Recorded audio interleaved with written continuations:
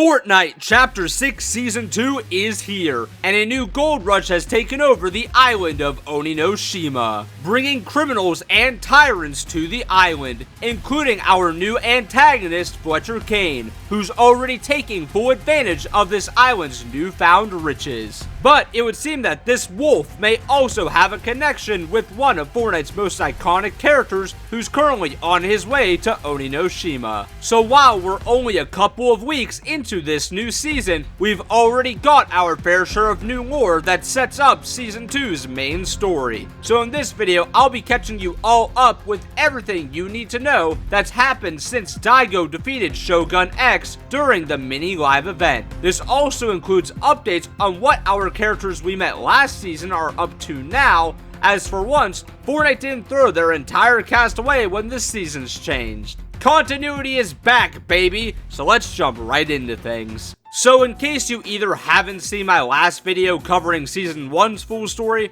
or just need a small refresher, at the end of last season, Kendo and Hope helped craft blades made out of the 0-point shards remnants that Daigo used to slay Shogun X and rescue his sister Jade from the spirit realm. But when Shogun X's essence returned to the portal, it exploded and caused the gold rush that brought us to this new season, as somehow the gold was actually connected to the power Daigo used to open this portal. The now rescued Jade also told us information about the spirit realm, and how there was a dark presence there that currently has possession of the 0-point shard Hope and Jones have been after, meaning that if they are going to retrieve it, they will have to find a way into the spirit realm, which is exactly what Daigo's plan is, meaning now it's time to answer the question I'm sure some of you have had since my last video: what happened to Daigo? So even though Daigo took quite a beating during his fight with Shogun X, he survived but has now gone into hiding, and the ruinous mask of power that was once on display in his shop has vanished alongside him, but he may not have been the one to take it, and I'll get to that later in the video. But it would seem that not even Daigo's own siblings know exactly where he is now, but it would seem that he may be up to something regarding the 0-point shard and may have even already gone into the spirit realm, but only time will tell exactly what he's doing, and hopefully he actually comes back,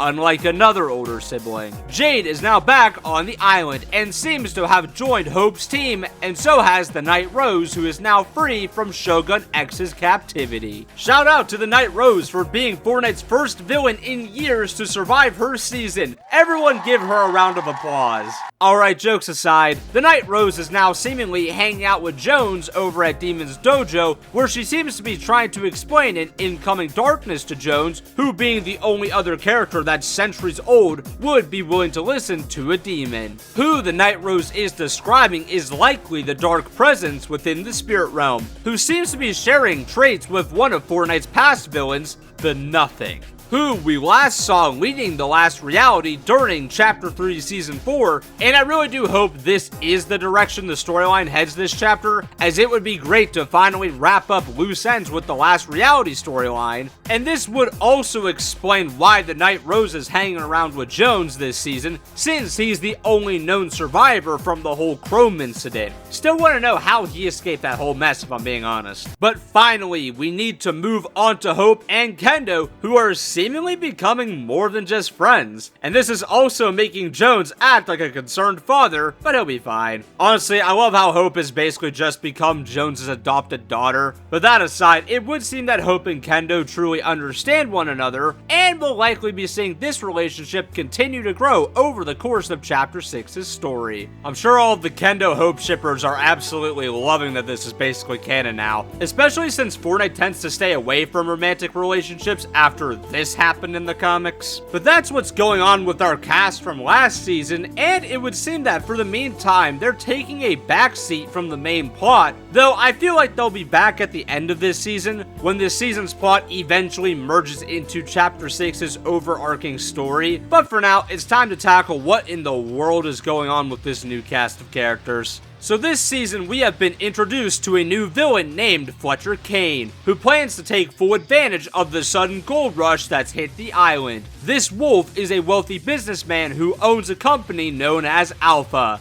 And yes, the joke writes itself. But Fletcher is using his resources to not only set up his own businesses around the gold-infested part of the island, but is also actively mining the gold to further his own wealth and power. And he's also done this by stealing the masks from Daigo's now abandoned shop, and is now using them to arm his troops, which we know thanks to this dialogue from Kendo. But this gold rush has also brought to light many criminals who plan to put a stop to Fletcher's plan and take his riches for themselves, which is what the story quest throughout this season will be exploring. The parts that are currently available now are about Skillet, the main black market owner on the island, and Joss, a chemist who doesn't believe in magic and is trying to prove how everything happening to Oninoshima can be explained through science, which is pointing us to the true theme of this season's story, that looks can be deceiving. So a lot of this season's story appears to just be inconsequential and just full of one-note characters that we'll likely never see again after this season,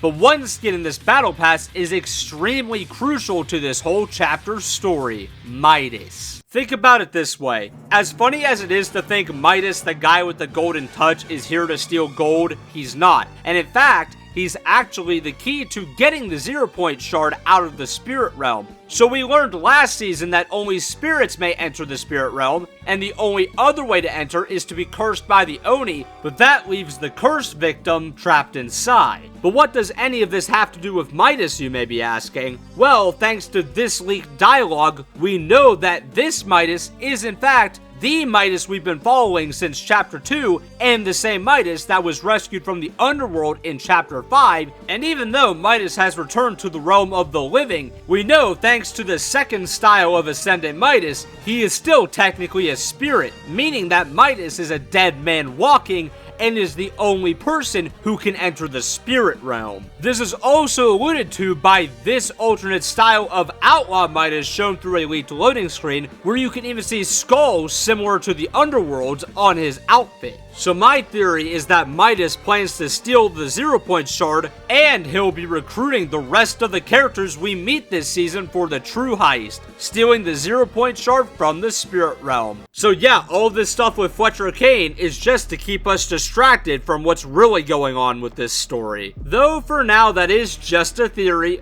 but I truly think I have this season figured out. But we're gonna have to wait until the end of it to see if I got this right or not. Though in all honesty, I got a pretty good feeling about this. But for the meantime, if you enjoyed this video, please consider liking it and subscribing to the channel if you haven't already. And if you would like to support me even further, please consider using my code ThunderDM in the item shop when you check out. But that's all for now. See ya.